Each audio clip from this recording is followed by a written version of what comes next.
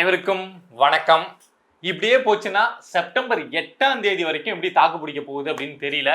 எதை பத்தி சொல்லிட்டு இருக்கேன் அப்படின்னா, தமிழ்நாடு அசெம்பிளியில நடந்துட்டு இருக்கக்கூடிய சண்டை, வாக்குவாதம் என்ன வேணாலும் சொல்லலாம். மாத்தி மாத்தி பிரச்சனை. இன்னைக்கெல்லாம் சட்டப்பேரவையில் நடந்ததை பார்த்தா சட்டப்பேரவை மாதிரியே இல்லை. அதை மாதிரியான சம்பவங்கள்லாம் நடந்திருக்கு. ஸோ அதை பத்தி தான் பேச போறோம். அதுக்கு முன்னாடி ஒரு விஷயம் என்ன அப்படின்னா, நான் ஆல்ரெடி ஒரு வீடியோ போட்டிருந்தேன். நம்ம அன்பில் மகேஷ் இருக்கார்ல, அவர் தன்னுடைய முகத்தை தாவேக்கா பக்கம் திருப்பி வச்சிருக்கார் அப்படின்னு சொல்லியிருந்தா நிறைய பேர் கமெண்ட்ஸ்ல அவர்லாம் தாவேக்காவுக்கு போவாரா அப்படி இப்படின்லாம் நிறைய சொல்லியிருந்தீங்க.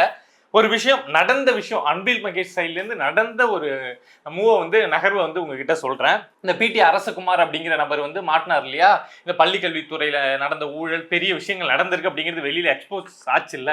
ஸோ அதுக்கப்புறம் அன்பில் மகேஷ்க்கு ஒரு அழுத்தம் நாம ஜெயிலுக்கு போறதுக்கான வாய்ப்பு உண்டு, பள்ளிக்கல்வித்துறையில தோண்டி எடுக்கிறாங்க அப்படின்னு சொல்லிட்டு தாவேக்கா தன்னுடைய மேல ஒரு சாஃப்ட் டோன் எடுக்கணும், தன்னை ஒரு சாஃப்டா பார்க்கணும் அப்படின்னு ஒரு பேச்சுவார்த்தையை அன்பில் மகேஷ் நடத்தியிருக்காரு. யாரை வச்சு நடத்தியிருக்காருன்னா, தாவேக்கா அதை மாதிரி நபர்கள் தான் நிறைய இருக்காங்க, கிறிஸ்டின் தான் அதிகமா இருக்காங்க அப்படிங்கிறதுலாம் தெரிஞ்சு, அதாவது அந்த தலைமை இடத்துல.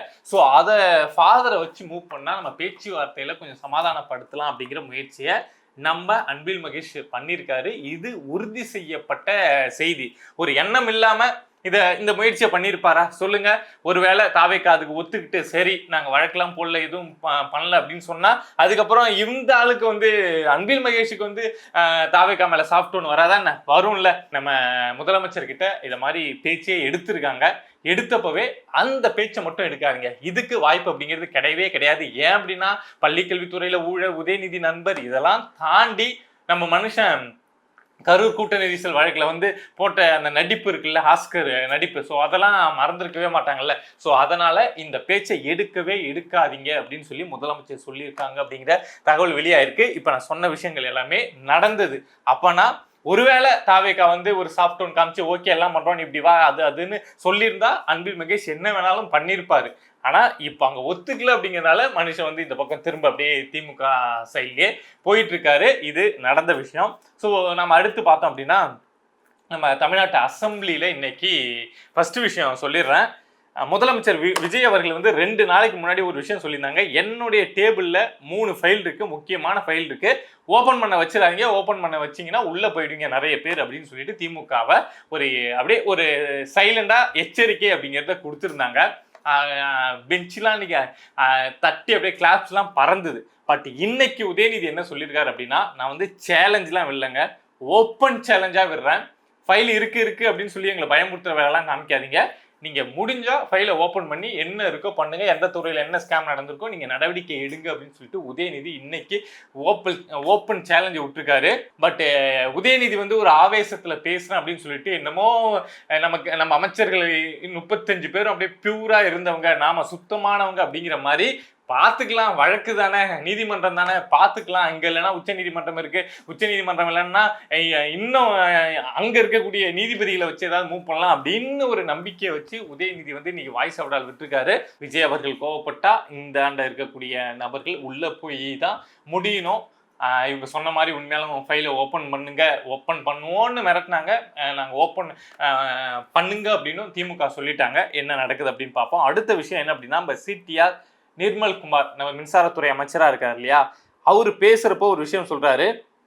அதாவது 2021 23 அமைச்சராக இருந்த நபர் மின்சாரத்துறையில் அப்படிங்கிறத மீன் பண்ண வரப்போ, கரூர் கம்பெனி அமைச்சர் அப்படின்னு, கரூர் கம்பெனி முன்னாள் அமைச்சர் அப்படின்னு சொல்ல கம்பெனி கிடையாது, அதாவது நக்கலுக்காக கம்பெனி கிடையாது, கரூர் முன்னாள் அமைச்சர் அப்படின்னு சொல்லிட்டு, அதுக்கப்புறம் இல்லை இப்போ அவர் கோவையுடைய சட்டமன்ற உறுப்பினர் அப்படின்னு சொல்லிட்டு செந்தில் பாலாஜி கொஞ்சம் அப்படியே இது பண்ணோம் அப்படிங்கிறதுக்காக கரூர் கம்பெனி அப்படின்னு சொல்லிட்டு பேசுறாரு. அவரு ஒரு ஜாலியா தான் பேசினார். பட் அது உதயநிதிக்கு எங்க ட்ரிக்கர் ஆச்சு, எங்க கோவமாச்சு அப்படின்னு தெரியல. உதயநிதிக்கு செந்தில் பாலாஜி தொட்டா இங்க வலிக்கும், அங்க தொட்டா எனக்கு வலிக்கும் அப்படிங்கிற மாதிரி ரொம்ப நாளா செந்தில் பாலாஜிக்கு திமுக தரப்புல இருந்து சப்போர்ட்டே இல்லை, உதயநிதியும் சப்போர்ட் பண்ணல, சபரீசனும் சப்போர்ட் பண்ணலன்னு பார்த்துட்டு இருக்கோம். ஸோ இந்த இடத்தையாவது நம்ம ஸ்கோர் பண்ணணும், செந்தில் பாலாஜியை கொஞ்சம் கூல் பண்ணணும் அப்படிங்கிற மாதிரி உதயநிதி என்ன பண்றாரு அப்படின்னா, எழுந்து நின்று நீங்க அப்படி சொன்னீங்கல்ல, கரூர் கம்பெனின்னு சொன்னீங்கல்ல, அப்படி நாங்க சொல்லணும் அப்படின்னா மாண்புமிகு நம்ம சங்கி அமைச்சர், மின்சாரத்துறை அமைச்சர் அப்படின்னு சொல்லிட்டு, அதாவது இதுக்கு முன்னாடி பிஜேபியில இருந்தாராம் சிடிஆர் நிர்மல்குமார், அதனால இப்படி சங்கி அமைச்சர் அப்படின்னு சொல்லிட்டு அசிங்கப்படுத்தணும் அப்படின்னு அசிங்கப்படுத்துறாரு. ஸோ அதுக்கு இந்த பக்கம் சிடிஆர் நிர்மல்குமார் திரும்ப என்ன பண்றாரு அப்படின்னா, அப்படி பேசணும்னா இப்படிலாம் நீங்க பேசணும் அப்படின்னா நாங்க மாண்புமிகு பாத்ரூம்ல 3 மணி நேரம் மறைஞ்சிருந்த எதிர்கட்சி தலைவர் அப்படின்னு பேசலாம் அப்படின்னு சொல்லிட்டு இவங்க பேச ஆரம்பிக்க நம்ம அசம்பிளியே அப்படியே கலன்னு ஆக திரும்ப அதுக்கு உதயநிதி ஒரு பதிலடி கொடுக்க அப்படின்னு சொல்லிட்டு அசம்பிளில இப்படிலாம் நடக்குமா அப்படிங்கிற மாதிரி ஆயிப்போச்சு. இதுக்கு முன்னாடிலாம் அசம்பிளில என்ன நடக்குதுன்னு நம்ம பார்க்க மாட்டோம். லைவ் பார்க்கணும்னு நினைச்சா கூட திமுக அவங்க ஆட்சியில இருக்கப்போ அவங்க பேசுறத மட்டும் காமிப்பாங்க. எதிர்கட்சி அதிமுக அப்போ பேசுறப்ப காமிக்கவே மாட்டாங்க. நமக்கு என்ன நடக்குதுன்னே தெரியாது. இப்போ வேற முழு லைவ் வருதா, ஸோ அதனால நம்ம இதை பார்க்க ஆரம்பிச்சா அசம்பிளில இவ்வளவு விஷயங்கள் நடக்குது அப்படிங்கிறது தெரியுது. அதே மாதிரி ஒரு விஷயம் என்ன அப்படின்னா, உதயநிதி இது பண்றாரு. நீங்க ஒரு விஷயம் பேசுறத அவை குறிப்பிலேருந்து நீக்கிறீங்க, எல்லாம் சரிதான். நிறைய அவை குறிப்பிலேருந்து நீக்கிற விஷயங்கள் ரீசெண்ட் டைமா நடந்துட்டு இருக்கு.